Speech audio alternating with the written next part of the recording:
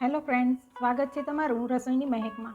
આજે હું તમારી સાથે શેર કરીશ માર્કેટમાં મળે છે તેવી અને એકદમ ઓછા સમયમાં ઘરે સરળતાથી બની જતી એકદમ સરસ જીરા ખારી બિસ્કિટની રેસીપી. અને મિત્રો, મારી ચેનલમાં તમે જો નવા છો તો મારી ચેનલને લાઈક, શેર અને સબસ્ક્રાઈબ જરૂરથી કરી લેજો, જેથી મારી નવી નવી રેસીપીઓ તમને મળતી રહે.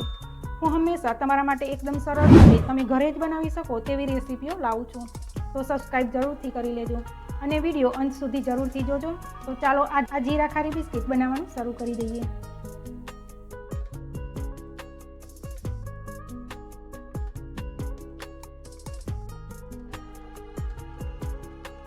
આજે આપણે બનાવશું માર્કેટ જેવી સરસ એવી ખારી બિસ્કિટ, અને તેના માટે આપણે કઈ કઈ વસ્તુનો ઉપયોગ કરીશું તે જોઈ લઈએ. હવે તેના માટે મેં 2 વાટકી મેંદો લીધેલો છે, કોર્નફ્લોર મેં 3 ચમચી લીધેલો છે, 4 થી 5 ચમચી મેં ઘી લીધેલું છે, 2 ચમચી મેં તેલ લીધેલું છે, સ્વાદ મુજબ આપણે મીઠું લઈશું અને 1 થી અડધી ચમચી આપણે જીરું લઈશું. જીરાની જગ્યાએ તમે અજમો પણ લઈ શકો છો. તો ચાલો બનાવવાની શરૂઆત કરીએ. હવે સૌપ્રથમ આપણે લોટ બાંધી દઈએ. તો તેમાં આપણે મેદાનો લોટ એડ કરી લઈએ. સ્વાદ મુજબ આપણે મીઠું લીધેલું હતું તે એડ કરી લઈએ. જીરું છે તે એડ કરી લઈએ. હવે તેલ એડ કરી લઈશું. એ બધું સારી રીતે મિક્સ કરી લઈશું આપણે. હવે લોટ આપણે મિક્સ કરી લીધેલો છે, તો તેમાં આપણે પાણી રેડીને સરસ સોફ્ટ એવો લોટ બાંધી દઈશું. આપણે લોટને બહુ કઠણ પણ નહીં અને બહુ ઢીલો પણ નહીં તેવો લોટ બાંધી દઈશું. જરૂર પડે તેમ આપણે પાણી એડ કરતા જઈશું.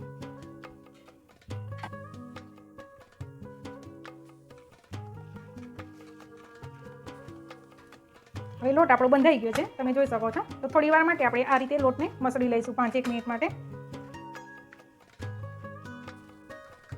મેં લોટ એવો બાંધ્યો છે કે આપણે જ્યારે રોટલી વણીએ આ લોટમાંથી, તો આપણે કોરો લોટ લેવાની જરૂર ના પડે તે રીતે મેં લોટ બાંધેલો છે, તમે જોઈ શકો છો. મેં આ રીતે 5 મિનિટ માટે મસળી લીધેલો છે લોટને. હવે તેને આપણે 10 મિનિટ માટે આપણે રેસ્ટ આપીશું. તો ઢાંકીને આપણે રહેવા દઈએ તેને. હવે લોટને આપણે સાઈડમાં રાખેલો છે, 10 મિનિટ માટે આપણે રેસ્ટ આપેલો છે. ત્યાં સુધી આપણે કોર્નફ્લોરની સ્લરી બનાવી દઈએ. હવે તેમાં આપણે ઘી એડ કરશું કોર્નફ્લોરમાં.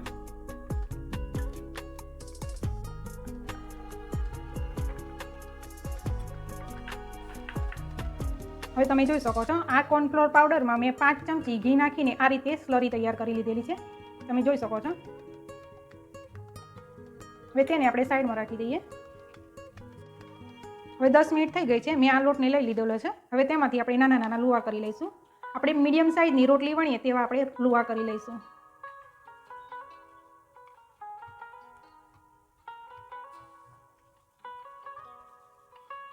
હવે આ લોટમાંથી મેં 9 ગુલ્લા કરી લીધેલા છે, તેને આપણે રોટલી વણીશું.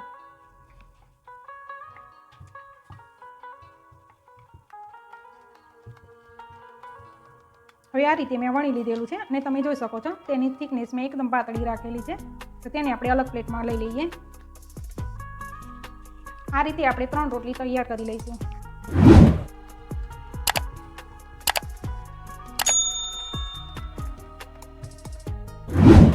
હવે 3 રોટલીની મેં વણી લીધેલું છે. હવે તેમાં આપણે સ્લરી બનાવી હતી તે એડ કરી દઈએ તેના ઉપર. આ રીતે આપણે દરેક જગ્યાએ ફેલાવી દઈશું સ્લરીને. હવે તેના ઉપર આપણે આ બીજા રોટલાને એડ કરી લઈએ. હવે આની ઉપર આપણે ફરીથી સ્લરીને એડ કરી લઈએ.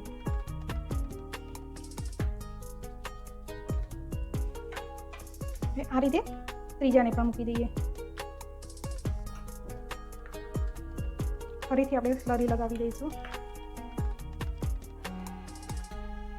હવે આપણે આને ચોરસ શેપમાં ફોલ્ડ કરી લઈશું. આ રીતે આને ચોરસ શેપ આપી દઈશું આપણે. હવે 3 ગુલ્લામાંથી આપણે આ રીતે તૈયાર કરી લીધેલું છે. હવે બાકીના જે 6 ગુલ્લા રહ્યા તેમાંથી પણ આપણે આ રીતે તૈયાર કરી લઈએ. હવે લોટમાંથી આપણે 9 ગુલ્લા કરેલા હતા. 9 ગુલ્લામાંથી મેં 3 રોટલીનો ઉપયોગ કરેલો છે. 3 રોટલી ભેગી કરીને મેં આ રીતે ચોરસ શેપ આપી દીધેલો છે. હવે તેને આપણે 10 મિનિટ માટે રહેવા દઈશું. હવે તેને આપણે ઢાંકીને 10 મિનિટ માટે રેસ્ટ આપીશું. હવે 10 મિનિટ થઈ ગઈ છે, તો તેને આપણે વણી લઈએ. આપણે જ્યારે વણીશું ત્યારે તેને આપણે આ રીતે ચોરસ શેપ આપવાનો જ કોશિશ કરીશું. હવે આ રીતે મેં ચોરસ શેપમાં વણી લીધેલો છે અને તેની થિકનેસ પણ તમે જોઈ શકો છો. આ રીતે મેં થિકનેસ રાખેલી છે. હવે તેને આપણે પીસ કરી લઈએ. તમારે પસંદ હોય તેવા તમે પીસ કરી શકો છો.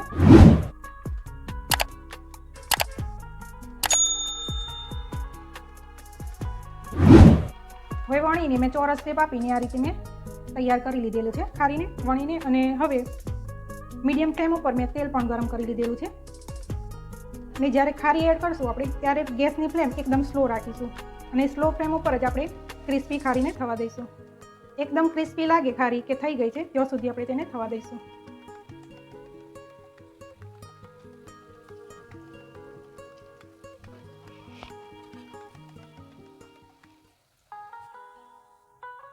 હવે તમે જોઈ શકો છો આપણી ખારી બિસ્કિટ સરસ એવી દેખાવમાં જ સરસ ક્રિસ્પી બની છે અને સરસ ક્રિસ્પી પણ થઈ ગઈ છે.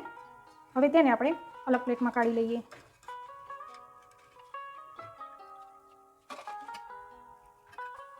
હવે આ રીતે આપણે બધી ખારીને તળી લઈએ.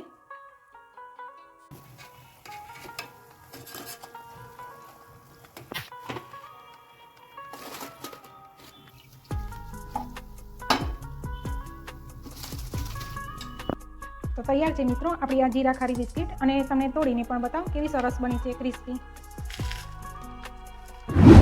માર્કેટમાં મળે છે તેવી જ આપણે બની છે જીરા ખારી બિસ્કિટ. તો તમે પણ જરૂરથી ટ્રાય કરજો.